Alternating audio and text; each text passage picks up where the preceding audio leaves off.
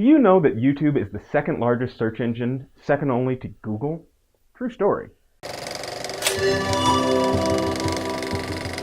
Hey guys, it's Udo-Ema and you're watching Full Field The Basics, where we cover the keystone elements of modern video production to help you get started.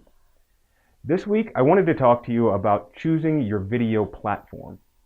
Now there are a lot, and I mean a lot, of video platforms that you can choose from when you're trying to decide where you want your videos to live on the web.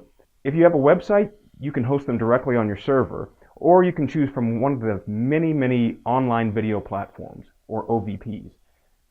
Some of the more popular sites include Vimeo or Vidler and Wistia.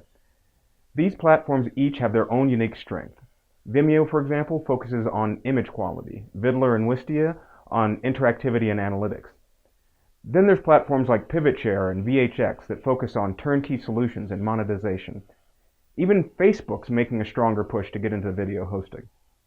But the one that I want to focus on today is YouTube. Now, we all know YouTube. One of the things that makes YouTube stand out among the others is its ubiquity.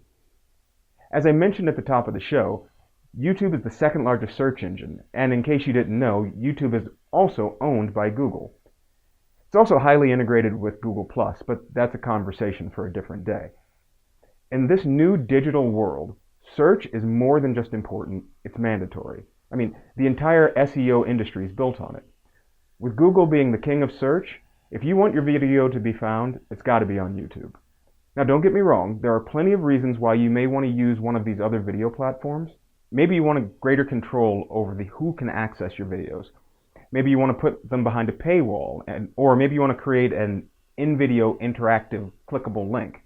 That's fine, but you should have some version of your video on YouTube. For example, maybe you post the first out of a 5-part series, or maybe a promotional teaser on YouTube, and that points back to your website, which in turn gives access to your video library or online course that's hosted by one of the other platforms. See, it's all about creating a distribution strategy that makes sense. Regardless of what platform you're using as your primary, YouTube should definitely be a part of that mix. If you want to know more about the video platforms I mentioned, and you can find them in the links below, I'd love to hear about your distribution strategy and what platforms you've been using. So please leave a comment below.